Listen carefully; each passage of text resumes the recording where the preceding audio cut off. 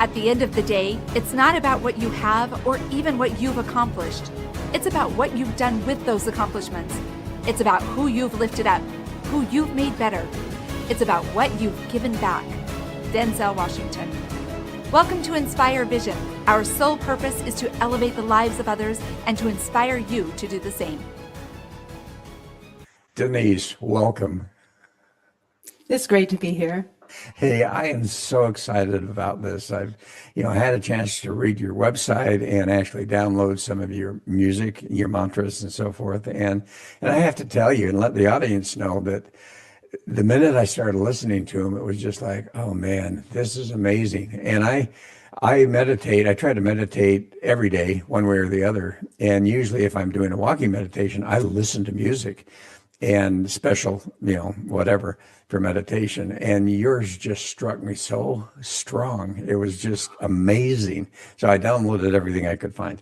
Anyway, so to get started here, I'd love for you, to share with the audience your story.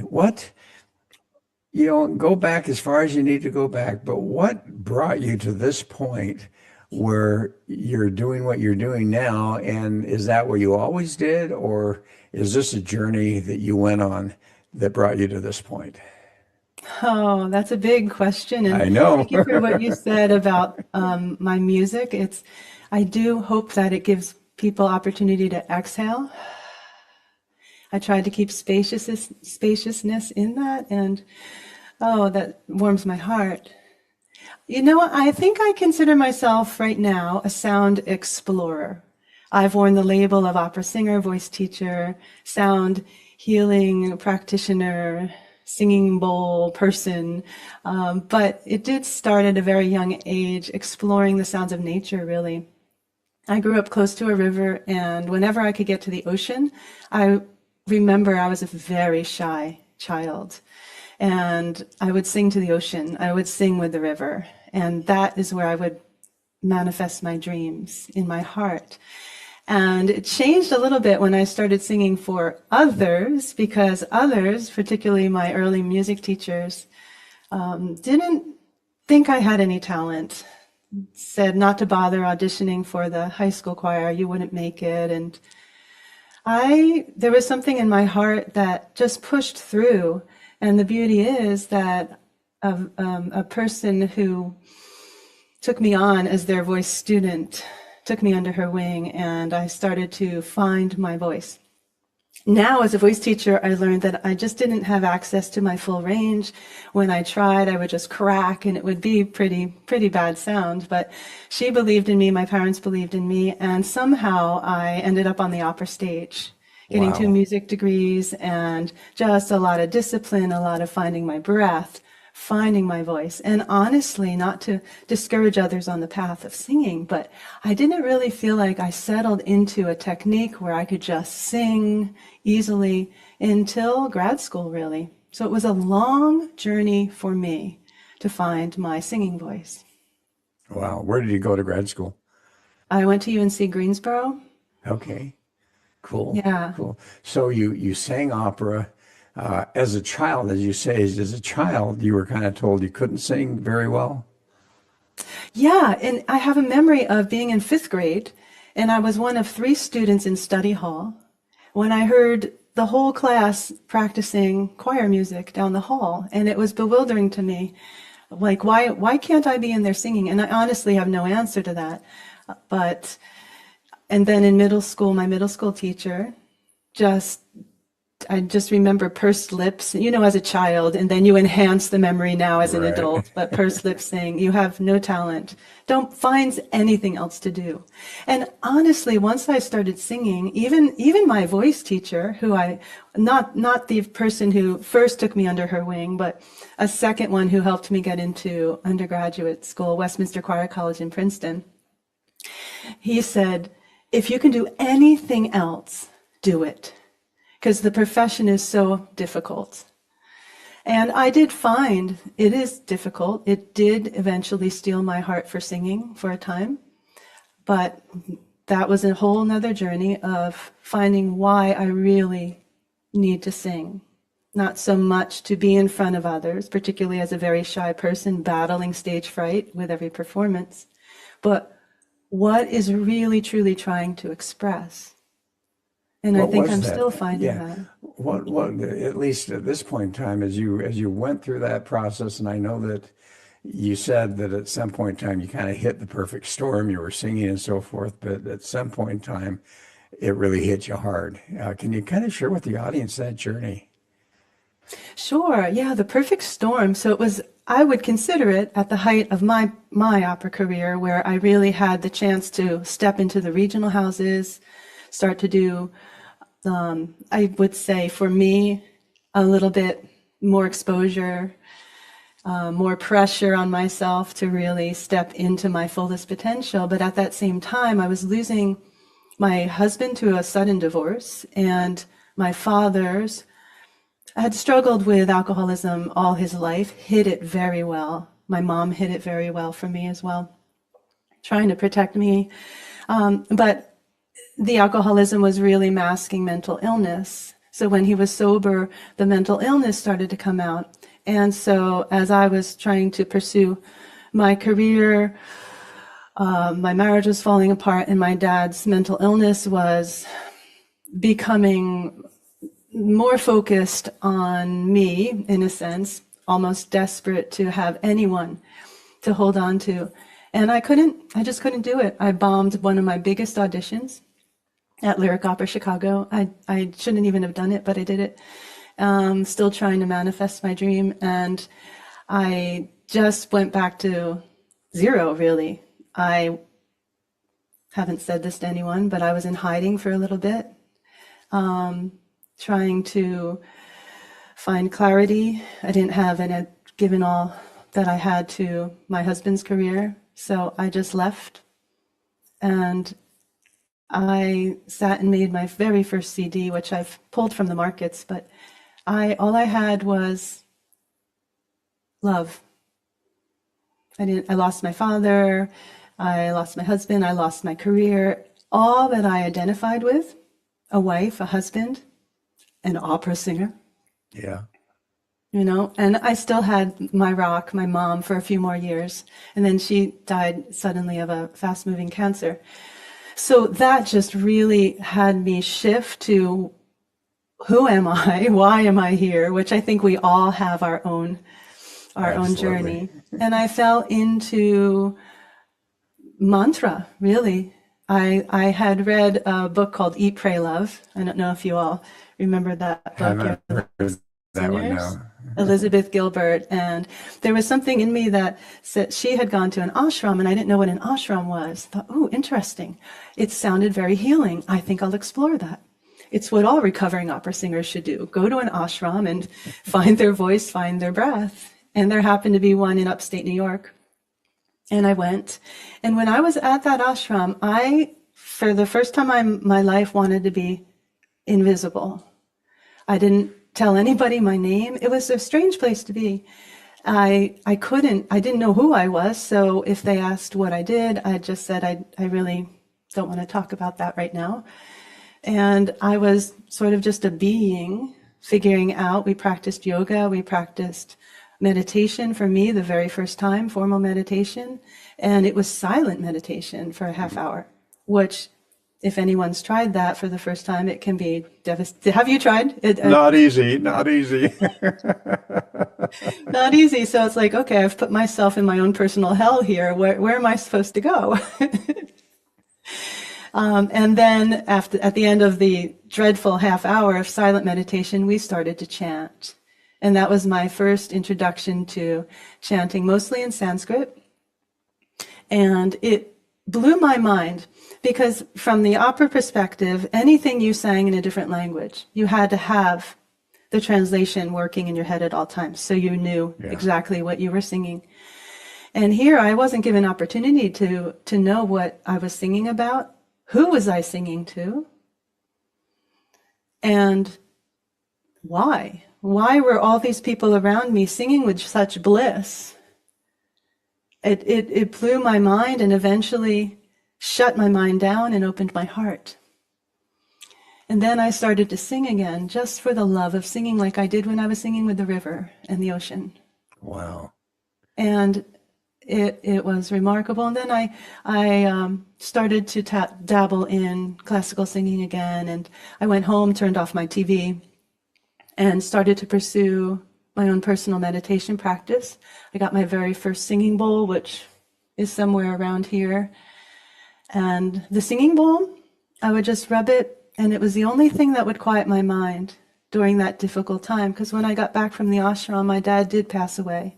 And he passed away alone, and that was a whole another thing for me to heal and process.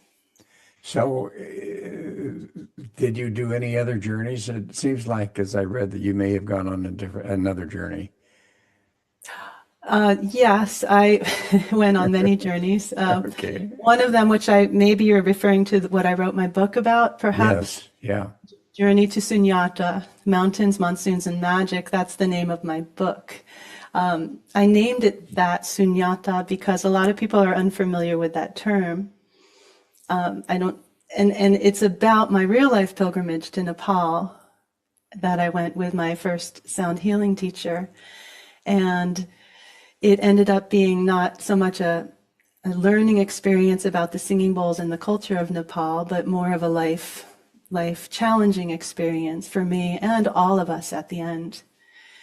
So I wrote about it in fiction because some of what happened, not even my husband believed. And I thought, okay, well, if he doesn't believe it, I might as well write about it in fiction. And I also didn't have any answers of what really happened to me, energetically, spiritually. So as I wrote it in fiction, and the main character, Ali, and the other characters came through, I was able to have a healing journey in writing it and sharing it with others, creating answers. Well, and since it was just strictly fiction and it really didn't happen to you, what were those things? Do you dare be transparent about that? Sure. Well, you know, I did say it's a novel based on a true story. Yeah, I know. What I found with my readers, particularly those who know me, they want everything that they read to be completely true. And I found that to be difficult because there's a little bit of fantasy in there. Yeah. But so on the first thing that happened to me, first of all, I suggest if you're going on a pilgrimage or a retreat, that the intention of purification is a big one.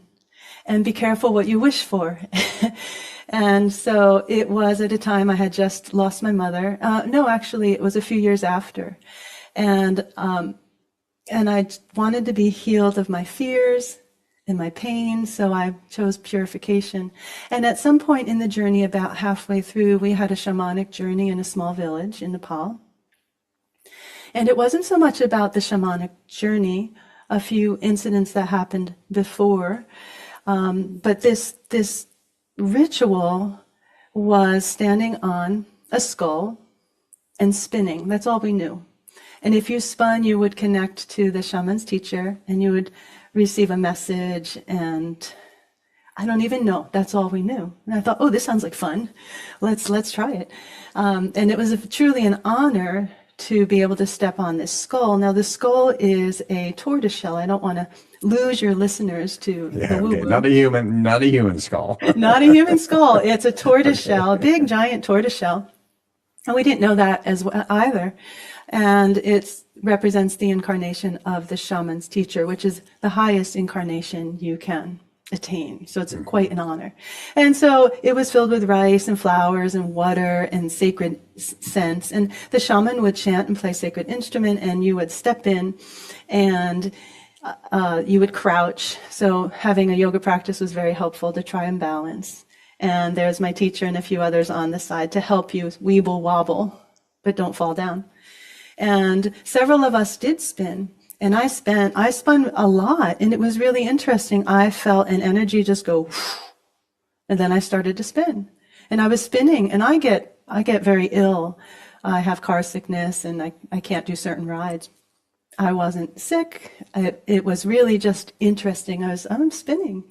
And then when the music stopped, I just flew off, and I was fine. there was something I call the village cough. And that whole room was having a cough, and it could be because the way they cook with burning wood, fire, and but I was starting to get that cough, and it just felt like almost a choke. And by the end of the night, I started to feel something come in, and it was a choking, and it became a feeling of life or death for me, and I started to become weak. And this is Denise speaking, not so much Allie in the book. Somehow that happened. It became from fiction to nonfiction. And in that night, I started to have visualizations, and it was a battle in my head of light and dark. And every time I tried to envision the light, I started to choke. And the voice being my instrument, and that which I knew that that was not right.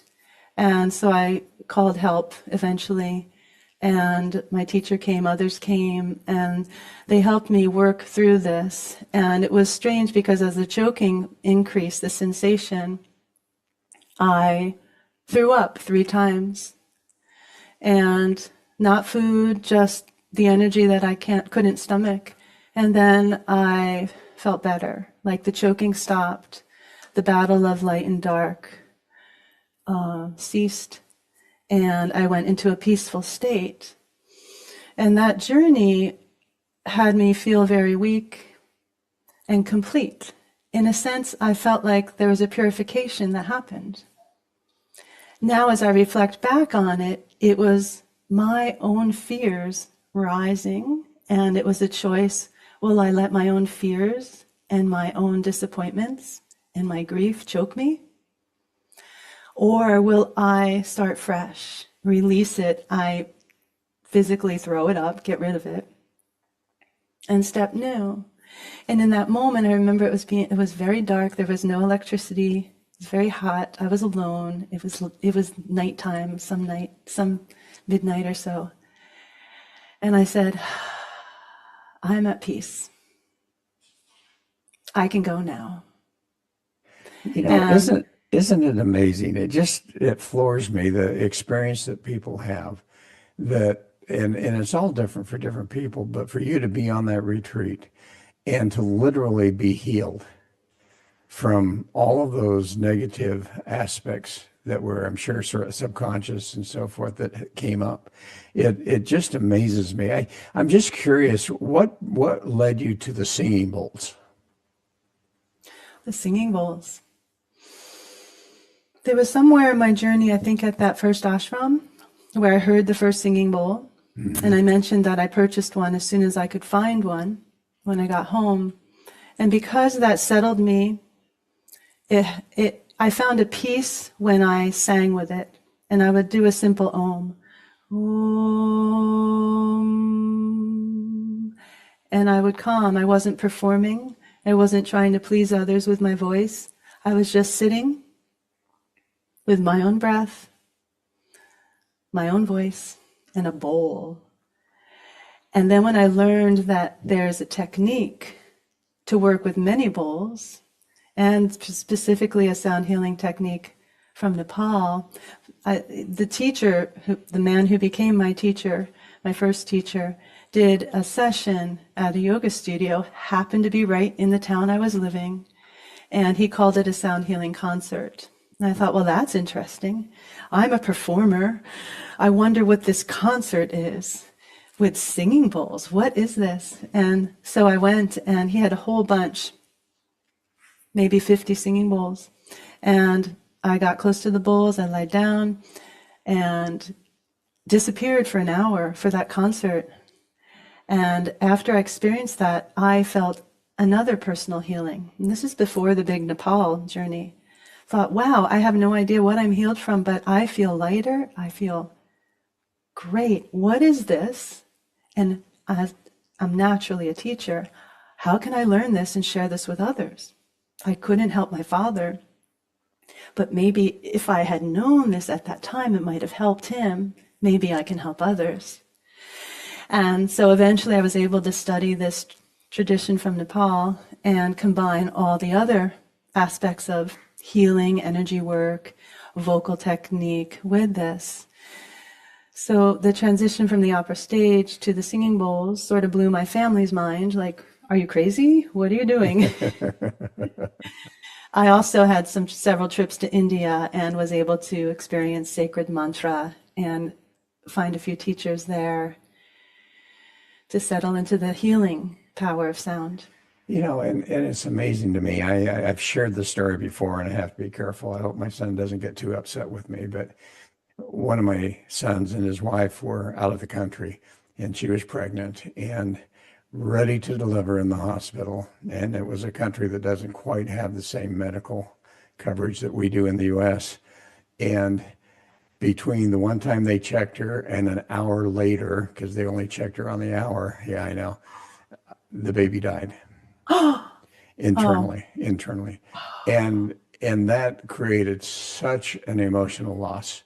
And I remember 1 or 2 years later talking to my son and, you know, him confiding in me the emotion that he still felt, the loss that he felt.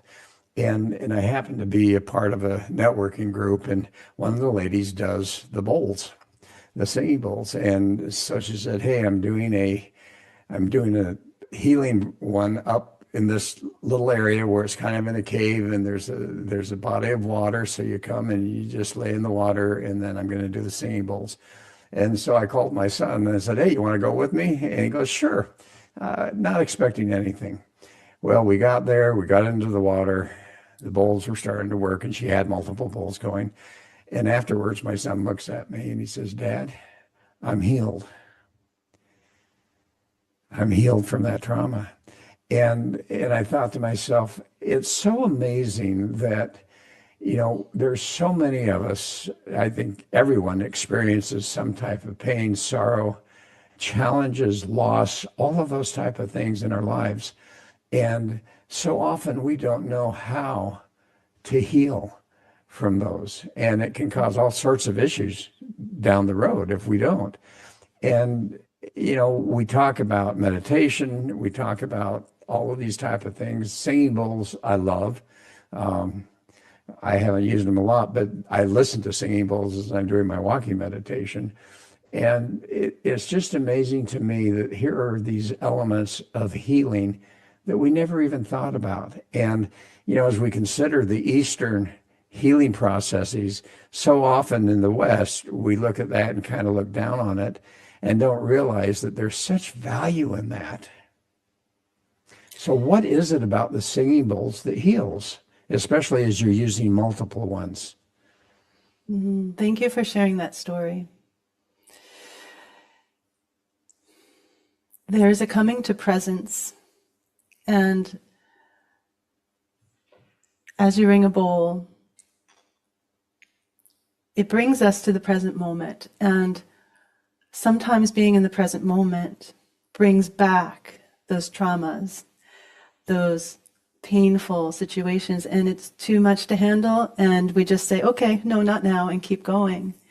But there's something about the singing bowls where, particularly if you're working with several, can sort of blow the mind and invite you to be in the present. And then you can view the imprints of these traumas, not be them, but view them, breathe through them, and see that you're still here. You're still here. In a sense, you're even more whole because of what you've been through. You still have your breath. And can you find your breath? So it's, in a sense, it gives us opportunity to find the quality of breath and be in the moment. There's also the sound technology for I'm looking down here because I have some bowls down here. Yeah, that's fine. Particularly the hand-hammered bowls, I've found that there's a fundamental sound when they're balanced, when they're the bigger bowls. Some you might see behind me. Mm-hmm. The bigger bowls. When you invite the sound, there's the fundamental sound, lower sound. And if it's a balanced bowl, the fifth is there as well. And every bowl has a harmonic structure, that mathematical frequency that never changes, that mathematical pattern. And there's something about being embraced by the resonance of those bowls, settling into the fundamental of who we are. Yeah, yeah, yeah, yeah, yeah, yeah. And remembering who we are, this unique vibrational print that we are okay, we're to be here. How can we be whole in this moment? And we get that hug of even just one bowl. Well, and do you find that by using multiple bowls, because I know that as I look at the solfeggio frequencies with meditation music, that there are different frequencies that handle different things. Do you find that using the multiple bowls that you're able, some people will respond to a particular bowl frequency and others will respond to one that's entirely different? Definitely, yeah. We all hear so differently as well. Yeah, in the classic pattern, there's a bowl for each of the 7 main chakras or energy centers within the circle of fifth. In the Himalayan tuning, it's within the circle of fifth. BEADGCF for the musicians out there. Yeah. And so that tuning, in my experience, isn't as important as, again, having those difference of bowls. And for me, when I'm offering the sound, I listen to see which bowl is sounding different. So I know my bowls. I know their bass sound. Which one is saying a little something? So it's been about learning the language of sound. And okay, so that bowl is really sounding. It's the heart bowl, for example. Let's explore. This is all happening in my head. Let's explore and see what's happening here. Sometimes I put the larger bowl on a body and rub it and listen for, is the fundamental there? Or is it screaming? Is it screaming a different pitch? Through breath, as the nervous system starts to settle, as sometimes we talk it through, sometimes there's a good cry, that fundamental balances with the fifth again. And maybe that other bowl that was screaming starts to balance. So there's something that I can't measure yet that also happens with working with different bowls. I don't know if that answered your question, but it's fascinating. It does. And how does an individual tap into that personal healing power with working with the sacred sounds, with those self-directed sacred sounds? How do they do that? Because obviously where you are, they can't all get to you, and we'll talk about how they can at least reach you later on. But how does an individual work in helping to heal themselves through these sounds? Well, the fortunate thing is we are our own singing bowl. And how is that? Can you guess? Well, we talked about it. If you're singing, and by the way, just so you know, my dad was a classical voice teacher at Northwestern University. And and he was, at that time, he's gone now, but nationally known. And so some fun stories, and I love classical voice. Cannot do it. None of the kids can do it, but boy, he had some incredible singers that he worked with. That's amazing. Wow. So do you have an instrument? Not anymore. And like I was sharing with you, and we won't get into that right now, but there are some people that really do have an instrument. And I used to sing when I was going through dental school. I sang professionally with a group. I used to sing, but there's a lot of people that can't really even carry a tune, or there are people at some point in time that they're not able to sing anymore. Whatever happens with the vocal cords goes away. Well, and for me, it's about inviting everyone to embrace their voice. Whether they want to be a professional singer or can be a professional singer or not, we're all using this instrument as a tool of communication. And it's helpful to keep it healthy as best we can. And there are vocal techniques to help you connect to your breath, the breath-voice connection, but there's also the mind connection as well. So the way I work, I pull from the yoga koshas, the sheaths, the layers, and call them the vocal layers. So we have the physical, like I said, we're all a walking singing bowl, and that can be accessed through a hum. Anyone can learn to hum. Yes. Whether you consider yourself tone deaf or not, honestly, tone deaf doesn't really exist. There's like a mini percentage of people who truly can't get that brain voice tone connection. So we can, in fact, let's all take a hum. Do you mind? I go ahead and hum. And also, I want you to, before we do that, I want you to do the bowls. And like I told the audience when we first started, you have some incredible things that you can get on, Apple Tunes and so forth.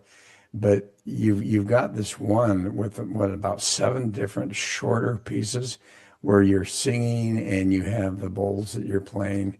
And I downloaded that and it's incredible. But show the audience what you're talking about here. Let's let them experience what that is.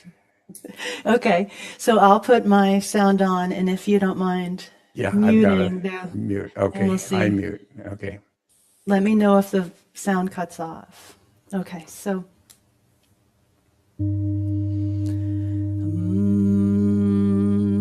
So there's that fundamental pitch. And I invite your listeners to sit tall if they can, so you can access sort of that full length of breath. The practice is, if you have a singing bowl, to follow the sound as it dies away. But we're working on becoming our own singing bowl. So there are 3 types of hums. We're going to just work on one today for a moment. Just the lips touching. The teeth are not touching or clasped, and the jaw's free. And you might think an ah behind that hum.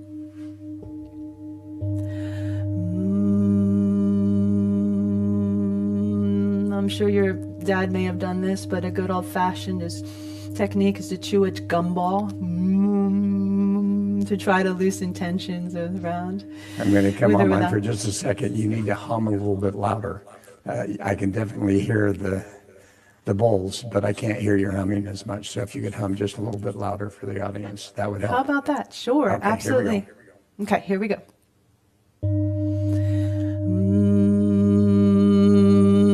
Is that better? So what I did to increase my volume was to energize my air, not to push through the voice, but to energize the air.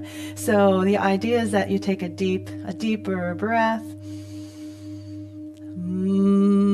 But when I'm talking about humming as your own personal singing bowl, it's quiet. I think that's why I was doing that, because you're tuning your nervous system, you're tapping in through the vagal network and several other things, attuning into your own nervous system. But I'll offer a brief mantra inviting us to tap into the truth of this moment for you, inviting our own wisdom to shine through. If you want to hum, feel free. You might soften your eyes unless you're driving.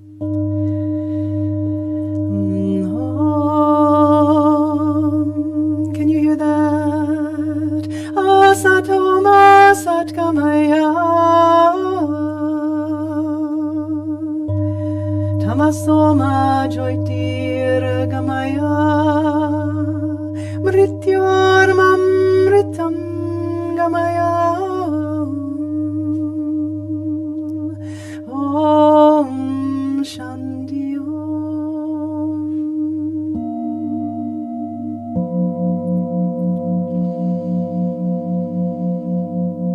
In a sense, inviting the inhale to clear static, the exhale to be in the present moment. And again, whether you consider yourself a singer or not, what voice is expressing through you? We have our voice, our physical instrument, then we have all of those mental voices. And if you'd like, Dr. Doug, I'll come off of the musician's sound. You Okay, can I'm back. without I'm echo. back in. Yeah, good. Yeah, and, So there's that's just so like I said, when you do that and you're singing along with the singing bowls, it's just amazing to me. And I was able to hear. It's interesting how as you have that one, let's say it's a C chord, it comes up a fifth, so you can hear the fifth in addition. And I find when I listen to a classical singer, an opera singer, it's amazing when you hear them singing and realize that sometimes you're hearing this much higher tone and you go, how on earth are they getting up there? And it's like, they're not. They're singing this note, but because of that additional thing that happens, you hear this higher note, which is just to me amazing. And, as you think about that, and as I think about that, what is it for a person? How can they literally experience, as you say, I can hum. Yeah, I can hum, that type of thing, which I think is fantastic. The mantras, I find, for me, as I've listened to some Vedic mantras, I don't understand them. And sometimes it's like, well, if I don't understand what they mean, why would I even try to repeat them? And if I'm praying to a Hindu god, I'm not comfortable with that. So tell me about the mantras that you use and what's the value of the mantras that go along with the humming or the singing, the mantras and the bowls. Yeah, that's a great question. And I'll say, yes, we all can hum first before I answer your question. And it's a very basic technique, but it's also the most advanced that we can return to, which I think is wonderful because it's here for everyone right now. But as you sit and play with the hum, just even a hum, it becomes the most advanced technique because you get into a deep listening space and it becomes more. When I moved into mantra, as I mentioned, it blew my mind of who am I chanting to. There was an altar with all the saints, deities, everyone was included who could be included on this altar, which I loved, from my specific tradition as well. And mantra means to be free from. So you have manas, which is the mind, try to be free from. So on its purest level, it's to be free from. And it is tapping through different sound technology, particularly in Sanskrit. Sanskrit encases the essence of a sound and an energy. Encases that essence. So when you're working with mantra, there is often a deity involved. And some people like to have that picture, need that visual to connect. There is the power of the language, Sanskrit.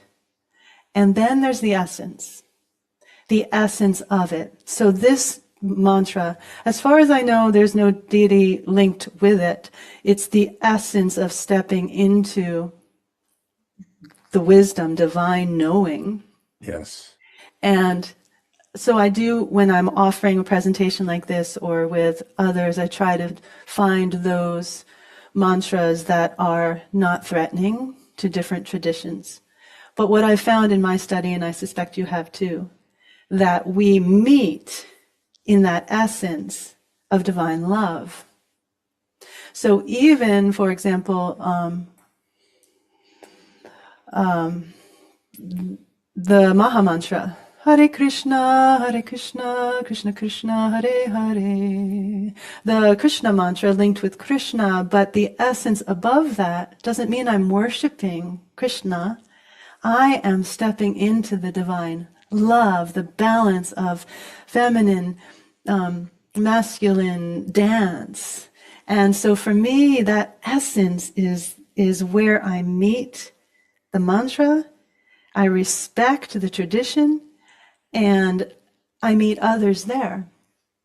Does that help? Does that make sense? Well, it does. And what comes to my mind in Christianity is becoming one with. And, it fascinates me. I actually did a study, and I don't know how this applies, but it just came to my mind. I did a study. I thought, you know what? I want to go back to the most ancient historical information we have about the gods that are worshipped. And I will look at the Hebrew, the Hindu, and the Chinese. Ooh. And what triggered me was because I saw video on the Chinese. And what was fascinating to me is that 2000 BCE to 2500 BCE, right at the very beginning, in the Hebrew, there was El and Asherah, male and female. You go into the Hindu, and I don't remember their names, and you would know who they are, but you have that male and female god and goddess. And you go to the Chinese, which really fascinated me, exactly the same thing, just different names. And so as you talk about that, what came to my mind immediately was, as we're seeking to become one with, recognizing that we have that within ourselves and we're just trying to discover it and release it and become it, that it doesn't matter who you're praying to or what name you're using, it really goes back to the same deity. Yes, yes, yes. And that one with, I approach the healing work, creating the sacred space for others to self-heal by seeing their wholeness, our wholeness, one with in this moment. So do you work with clients? Do you work with clients and help them to heal, or how does that work? Or is it mainly just getting your music out there and your chants and so forth?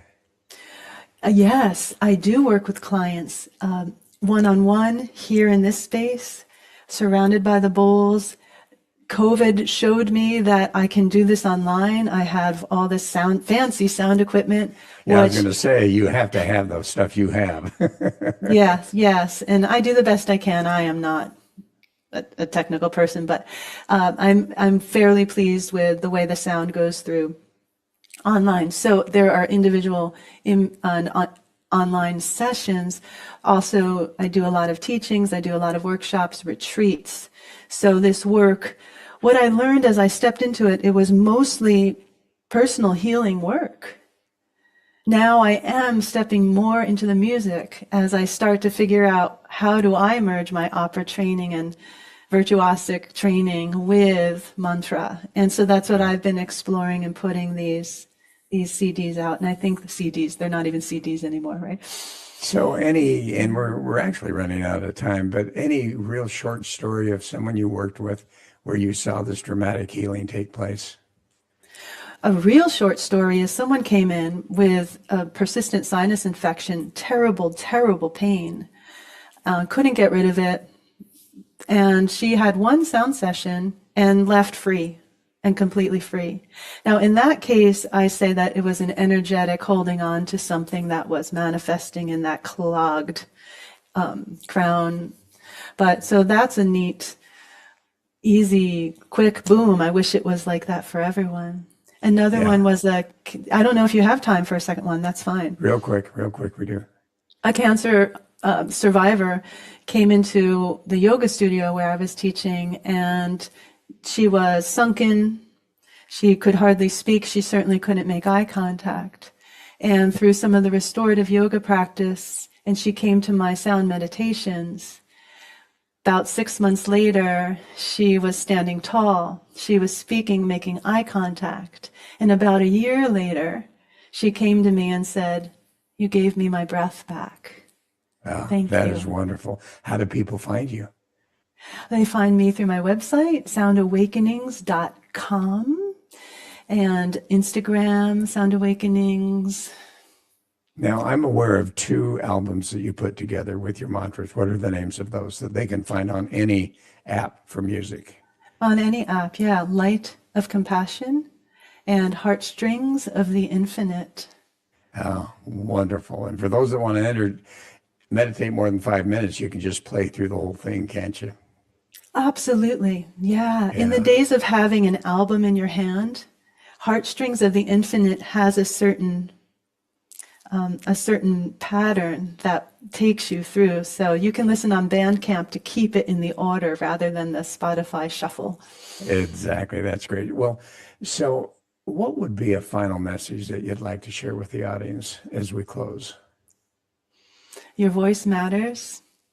You can connect to it through your breath. And it's not just our physical voice. It's what is feeding our physical voice. our mental imprints. And the way we can get through to our wisdom voice is to take a nice inhale and give that hum. A lullaby to yourself, your nervous system, and a nice deep breath. Denise, thank you so much. This Thank has been wonderful. you. This has been wonderful. And folks, you know what? Sometimes we talk about things that may seem to you so strange, but I'm here to tell you that this process that Denise is talking about, I have seen it heal people. And myself, as I've listened to that through meditation, I find such a sense of peace and stillness in my own life. So please, please, please, at least get on and listen to those albums. And then if you need some help, give her a contact call and see what you can do. So Denise, thank you so much. Thank you so much. Thanks, everyone. And folks, thanks for listening. Hope you've enjoyed it. Look forward to having you join us again soon. This is Dr. Doug saying, Namaste.